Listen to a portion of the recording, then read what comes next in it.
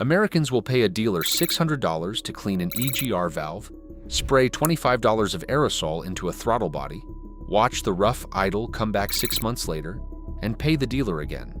Meanwhile, in engine shops on every continent, the same carbon-caked part drops into a tub of hot water with a few dollars of one boring chemical. The carbon doesn't get scrubbed off, it falls off. Same problem, completely different answer. And most Americans have never heard of it because the can with the famous logo is the only thing they've ever been shown. What I found will make you question the engine cleaning aisle.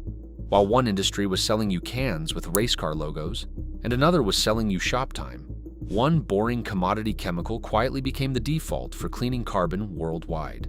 It got there by answering a simple question, not, how do we sell a refill every oil change?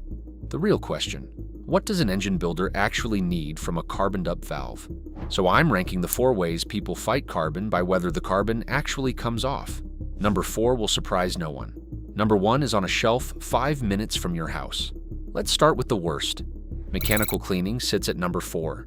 Brushes, picks, Scotch-Brite pads, ultrasonic baths. You'd expect it to win because it's the most obvious approach.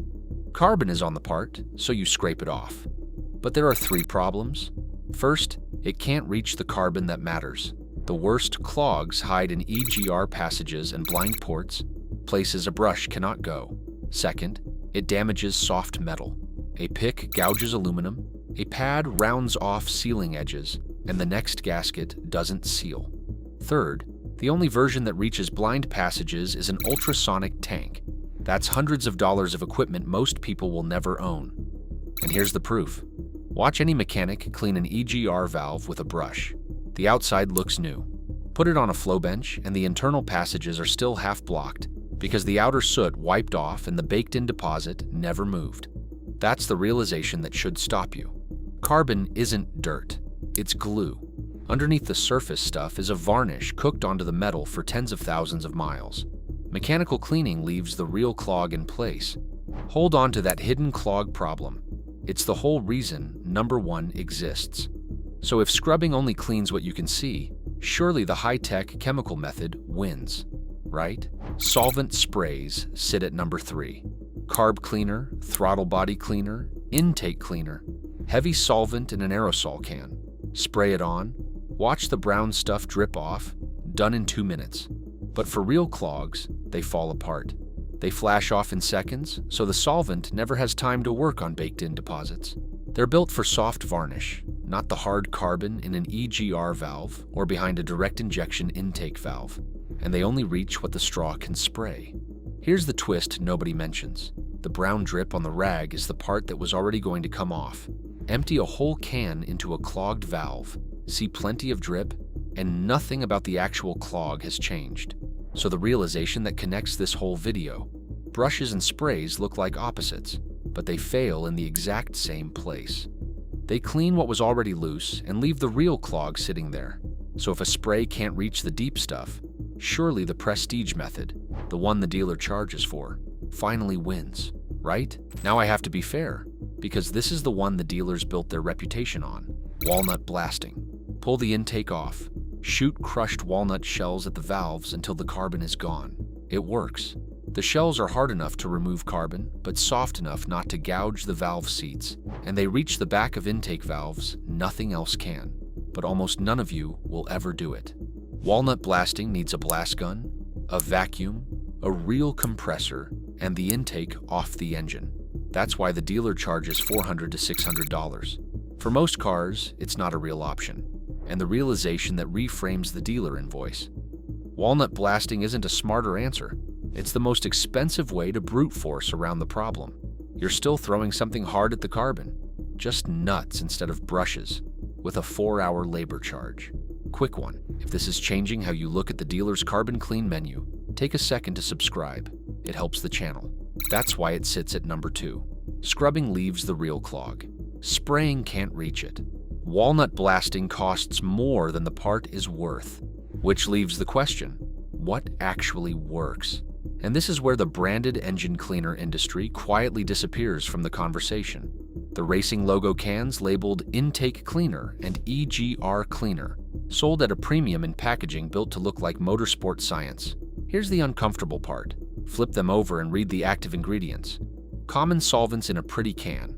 The specialty cleaners didn't beat the cheap stuff. Most of them are the cheap stuff.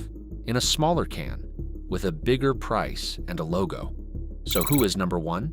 The thing that outperforms scrubbing, beats sprays on depth, and does what walnut blasting does without the $400 invoice?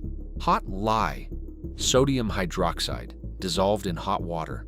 It's how professional engine builders have stripped carbon off steel and cast iron parts for over a century. Cylinder heads, exhaust manifolds, EGR valves, diesel injectors. Hot caustic tanks are standard equipment in real engine shops, and a tub of lye crystals costs a few dollars. As promised, number 4 surprised no one, and number 1 is 5 minutes from your house. And I know what you're thinking. Lye? Really? Yes. And here's why it wins. Every other method asks the same question.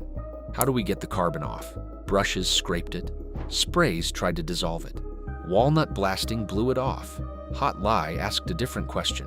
What if we dissolve the glue holding it on and let it fall off by itself? The chemistry is simple. Carbon deposits are held together by cooked oil and varnish baked into a hard skin. Hot lye saponifies those molecules, the same way it turns fat into soap, and the binder dissolves. The carbon has nothing left to hold on to. The deposit doesn't resist you, it releases. And now the payoff this whole video has been building toward. Remember the hidden clog problem? The curse of brushes? The curse of sprays? Hot lye doesn't have it because the part is fully submerged.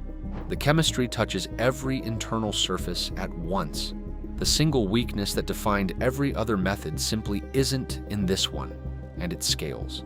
A sensor or a whole intake manifold. Same tub. The same hot bath strips a clogged EGR valve and a full cylinder head the same way.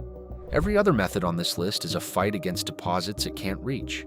This one is the only method where the part does the work for you. So why don't Americans reach for it directly? No brand, no logo, no nozzle. Commodity chemicals don't run ads. Lye sounds scary, and spray sounds easy. So it loses the shelf psychology war before chemistry gets a vote.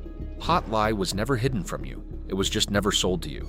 And we treat those two things as the same. One honest limit. Lye eats aluminum, so keep it off your throttle body. It's for steel and cast iron.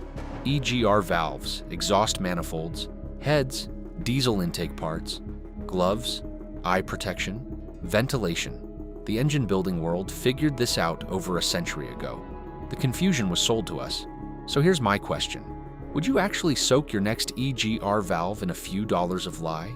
Or does the racing logo can still win, even when it can't touch the clog you're trying to clean?